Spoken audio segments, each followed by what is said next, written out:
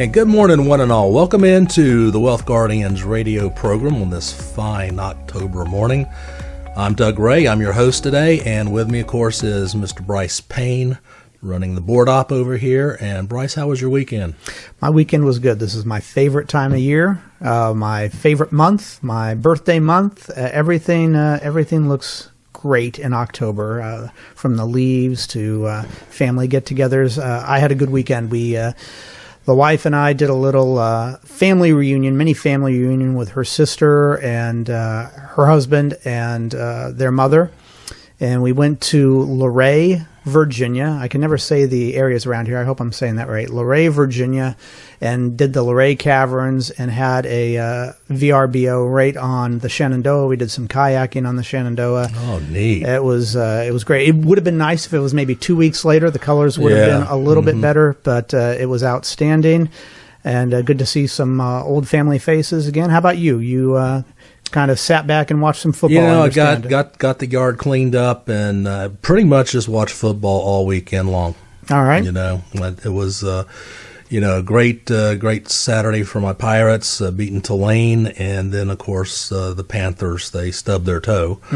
And my Packers won, so I was okay. It was a good weekend.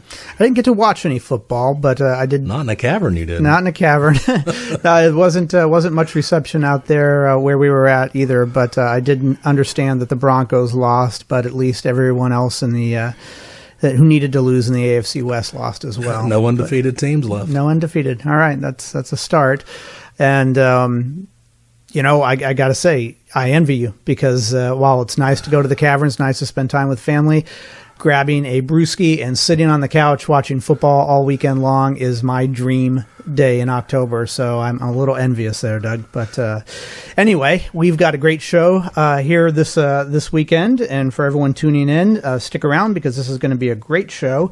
Financial mistakes that couples often make. And before we get started on that, Doug, like we always do, let's give a shout out to our men and women in uniform. Absolutely. We like to do that every single show because they sacrifice so much to make sure that we're protected and taken care of. So boys and girls in uniform, whether you're in the military or whether you're first responders, thank you. And if you're a little boy or girl out there and your mom or dad is in the military, why don't you go over there and give them a special hug for us because we do appreciate what they're doing and we appreciate you having to say goodbye to your mom and daddy every once in a while when they go off to in uniform there. So thank you kids as well out there listening. And I'll give kudos to the kids if they're actually listening to a financial planning show on Saturday or Sunday morning instead of watching cartoons. So good job to the kids out there for doing that as well. So what we're going to talk about here, Doug, is something that you and I are very familiar with, financial mistakes that couples often make, especially when planning around retirement. We have joked that sometimes our job doubles as marriage counselors. It does. It gets real close sometimes. Sometimes it does. Yes, indeed. So that's what we're going to talk about here. I think we'll cover both segments of this show before and after the break on a list of things that we have seen couples not do that they should have done in preparing for retirement. So let's go ahead and get started on that. And the first one out of the gate here is making the wrong choice on how to handle the spousal benefit option on a pension. Yeah. If you're still lucky enough to have that, they're going to give you several options. Usually, when you look at it, it's like 100% survivor, 75, 50%. If you're taking the income option. If you're taking the income option, then I was about to say, then there's a lump sum rollover option. So it's very important for you to coordinate this with your spouse. And also, you really need to coordinate it in view of an overall retirement plan because honestly, once you do that, it may turn out to be the best option is to do the rollover, the lump sum rollover. Indeed. I absolutely seared in my memory is a client couple of ours who retired last year before. I think it was year before. And they had no conversation about this. And he chose the no survivorship option so he could get the most benefit. Okay. And I could tell that was a devastating blow to her. Mentally. Mentally, okay. Absolutely. And the meeting was you could cut the air with a butter knife. Is that right? Oh, yeah. And that's where you get close to being the marriage counselor kind of a thing. And there's no undoing that. No, once you do it, it's done. Right. And so, yeah, that's extremely important to choose the correct option for you and your spouse and prevent something in the future that could happen that you absolutely don't want to have happen. Indeed. And Doug, let's go back and mention the main difference between your two options are taking the lump sum, which you roll that over into an IRA and you invest that, or you take the income option, which that lump sum, as soon as you do that, let's say that you got $200,000 in your pension, as soon as you take the monthly payout, that lump sum option is gone. It's gone, and you're frozen in that payout option. Now, initially it looks attractive because it could look like an 8%, maybe even a 9% cash-on-cash return. But what's it going to look like 10 years down the road, especially with this inflation we got going on now? No cost of living adjustments on almost all private pensions. Now, some of your state or federal pensions will have that, but your private pensions, say that you worked for Haynes for a number of years or some other company out there, and you take that annuitized version of the pension payout, the monthly, yeah, like Doug says, there's no cost of living adjustment on that. So $800 this month, this year, is not going to look like $800 5-10 years from now. So you've got to factor that in as well. And that's really where a financial planner comes in to help you make the best decision, not just in the minute details, like do we take 25% for the spousal or 50% for the spousal, but do you even take that annuitized option or do you take the rollover option? So that's something that absolutely everyone out there needs to consider if they're lucky enough, like you said, to have a pension in the first place. And if you want to have that discussion with a financial planner, I happen to know a couple of good ones, and you can reach out to them at 336-391-3409. That's 336-391-3409. There is no cost and no obligation for that planning process. I'll just add one other thing. Our retirement planning software is great for this decision because we can model in all your options. And then you can see it in black and white. Actually, it's color. You can see it. You can see it right before your eyes, and you can find out and pick the best option for you guys. Indeed, you can. Yeah, that's one of the many things that we can help you out with. All right, let's move on to number 2. So the first one was making the wrong choice on how to handle the spousal benefit option on a pension. Number 2 is not coordinating that Social Security claiming strategy. That's a huge one. That's a really huge one. You know, that's something that I have been preaching now for probably close to 10 years. When I first learned about that there was strategies around claiming Social Security. And you're exactly right. If a couple doesn't know what the claiming strategies are and how to best claim for their benefit, then they're going to lose money over time. You know, folks, there's thousands of ways you guys can claim your benefits, but there's only one optimal way for a couple to claim benefits. And we have the software that's going to show you exactly the best way for you to claim benefits to get the most dollars out of the system over your life expectancy. And Doug, we are National Social Security Association certified. So we've gotten that certification, both of us. So we are qualified to talk about that. And in, I would say probably most cases, more so than the rep at the Social Security office is qualified to talk about that. They are not going to give you advice at the Social Security office. You can go in there just like you could go into the IRS office and say, hey, guys, tell me how to file my taxes. They're going to laugh you out the door. Social Security is not going to give you advice on how to file for Social Security. If you ask them a direct question, how much do I get if I file this way or how much do I get if I file that way, they can answer that question for you in black and white. But that does nothing to tell you 10, 20 years down the road what was in my best interest to make which decision. And they're not going to tell you that. But that's where, again, a financial planner, somebody who's Nationally Social Security Association certified, would be able to help you out with that. And that can make a difference of, well, we have seen cases where it's made a difference of over $100,000. Oh, yeah. I've seen $200,000 situations, too. So yep. It's nothing to sneeze at. Nothing to sneeze at. And both of those, so the first one, making the wrong choice on how to handle your spousal benefit option on a pension, and the second one we talked about, not coordinating your Social Security claiming strategy. Both of those are about income options. And income, considering what kind of income you can create for yourselves or have for yourself in retirement, is one of the key factors in understanding what retirement is going to look like for you. Well, that's one of the things that we do overall in financial planning, is talking to you about what kind of income you have versus what kind of expenses you have and what kind of assets you're going into retirement with. All of these pieces fit together into a financial plan that you want to not go into blindly. So have a professional's advice. And again, our number, 336-391-3409. Well, we've got to go to a break. That first half went by fast, but as we always do, here comes our Stump Doug trivia question. Let's see if we can stump Doug this week.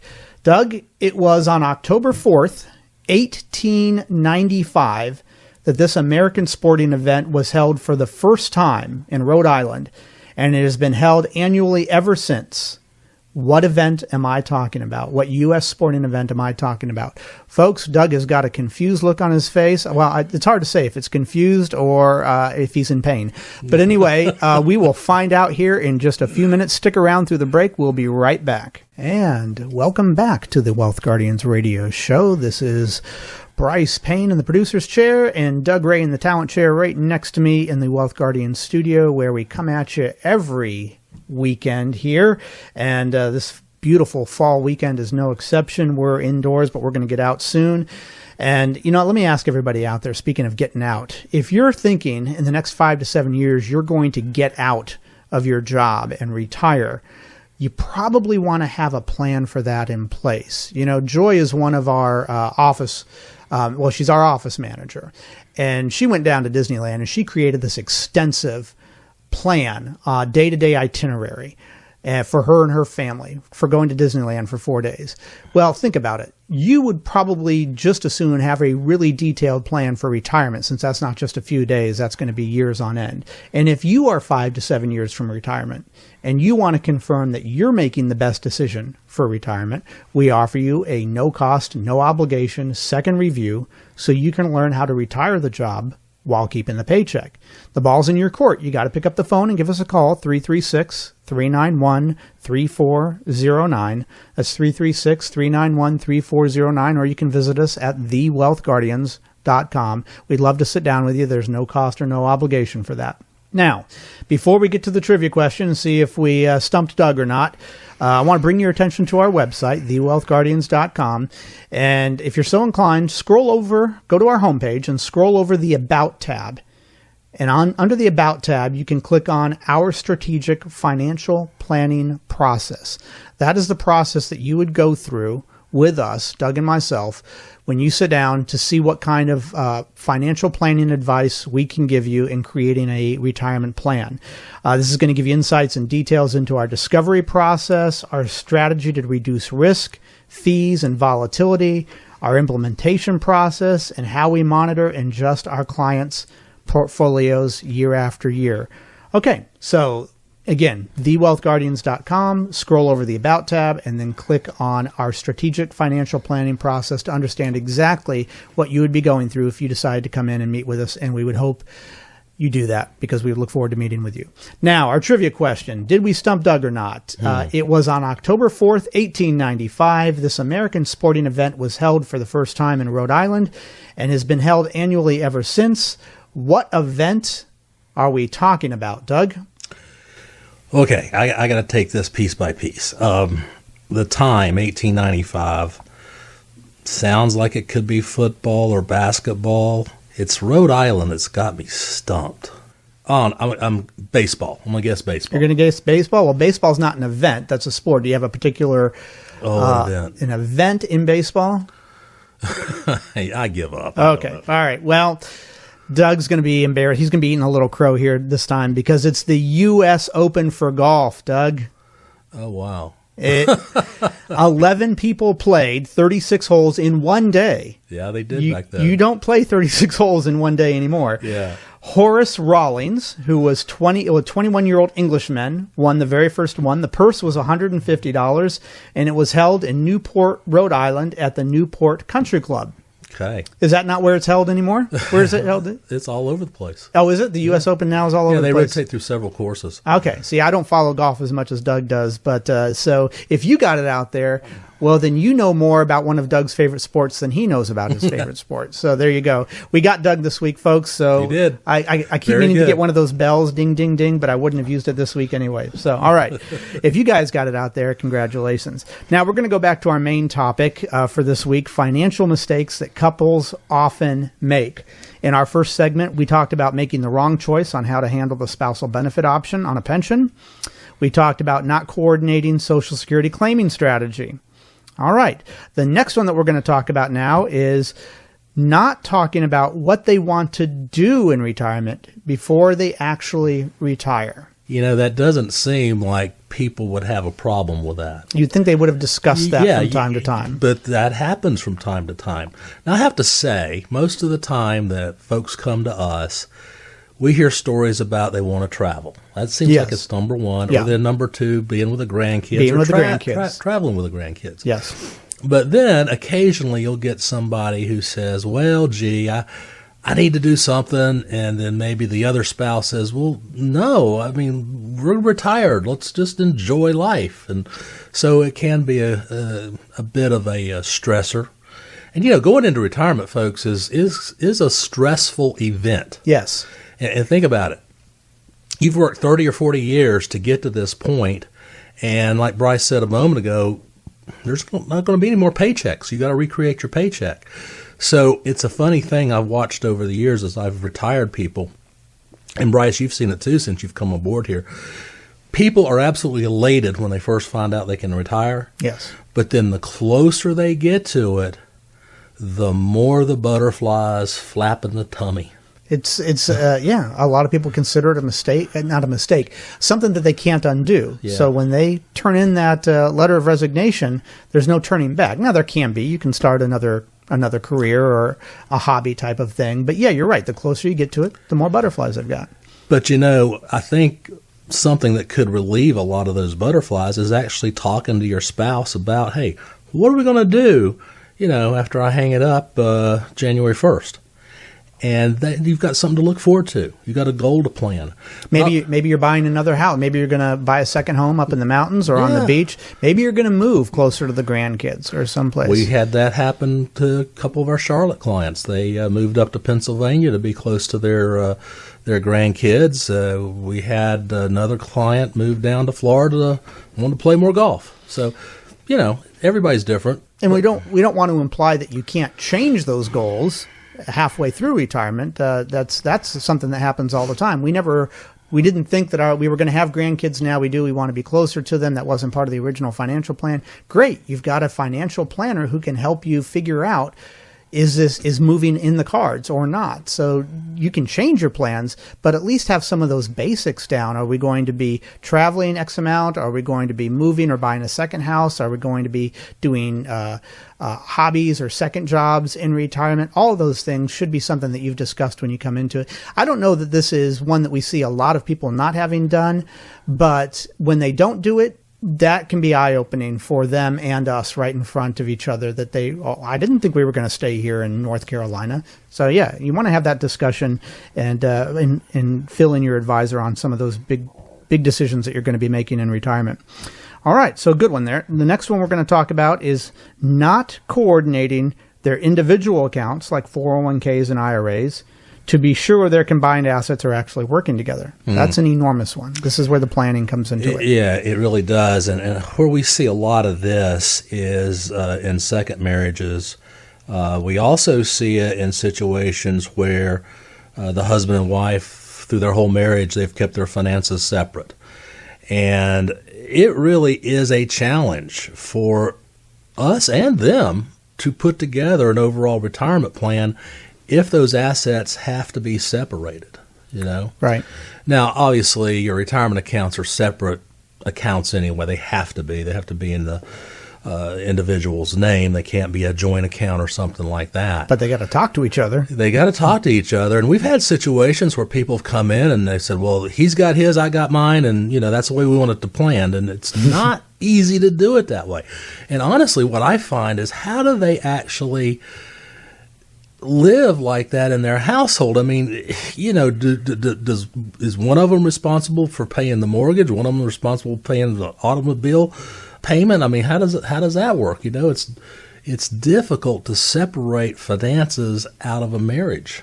It is. We do see a lot of people do that for, like you said, in second marriages and whatnot. I'm thinking along the lines of the investments. You want to have a certain balance between the risk assets and the low-risk assets in a portfolio. So those things need to be coordinated. Mm-hmm. Your distribution strategy needs to be coordinated amongst the accounts. Boy, if you're not doing that and the husband is taking out X amount of dollars a year from one of his accounts and the wife is as well, and they're both taking it out of the Roth accounts, that's a huge mistake to be doing that early on. So you have to coordinate not just how they're invested, or how you're distributing things, but they have to be coordinated all along the lines of each other. So we really do look at it as household accounts, not just individual accounts. So good one there. Let's move on to number 5 now. Not managing risk in a way that both spouses are comfortable with. There you go.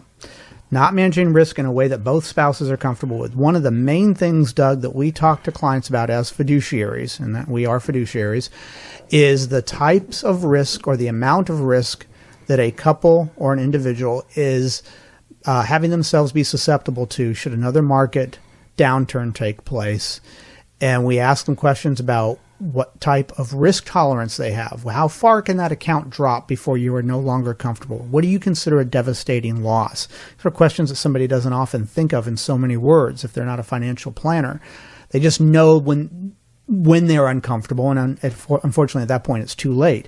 So we have to coordinate as a household. How much losses can we endure before we're no longer finding that loss acceptable? Well, then we've got to coordinate the actual accounts to fall in line with that. And that's one of our main jobs as a fiduciary.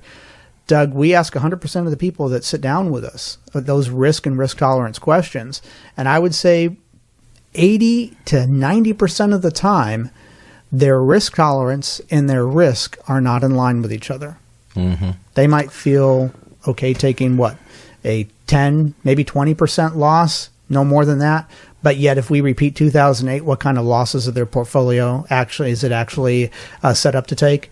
30, 40%. 40, sometimes even 50%. Yeah, we had a couple come in here with the highest risk score out of anybody that we've had, and they were susceptible to a 68% loss should 2008 repeat itself. That's massive. Now, if you're okay with that, that's one thing. You shouldn't have to be be susceptible to losses like that in retirement. That's not a good idea. But at least have your risk and your risk tolerance synchronized with each other, and that rarely happens. So that's another huge one. What do you want to add to that one, Doug? I'll say this. Most of the time when we see a couple come in, the husband's risk tolerance is higher than the wife's. That seems kind of natural, but it really does need to be scaled back in retirement. And, rarely do we see people come in who are completely out of sync with their age. Most people realize, hey, I'm close to retirement and it's time to scale back the risk. I've been through that. I don't want to go through a 2008 again. And you're right. You can't afford it now that you're in the retirement red zone. You can't afford 2008 again. So you got to be protected and be careful. You do indeed. There were 2 others that we're not going to have time to get to this week, but I'll mention them just to put it out there. Not discussing a budget. Folks, your budget is going to change in retirement, and you need to have a concept of that together. We can help you with that, but you've got to make that decision. And not creating a long-term care plan. If you haven't discussed that, then really the default option is that, my wife's going to take care of me, or I'm going to take care of my wife, or vice versa. That's not really a plan. Let's at least go into the pros and cons of that as a plan. And so we can cover more of that with you too if you come in and sit down with us. But Doug, it's time for us to get our brews out and get in front of the TV and watch some football here. There you go. You have a good weekend. Everybody else out there, I hope your team wins. And we hope to see you right back here next week, same time, same channel. 336-391-3409 is our phone number. We hope to hear from you. Take care.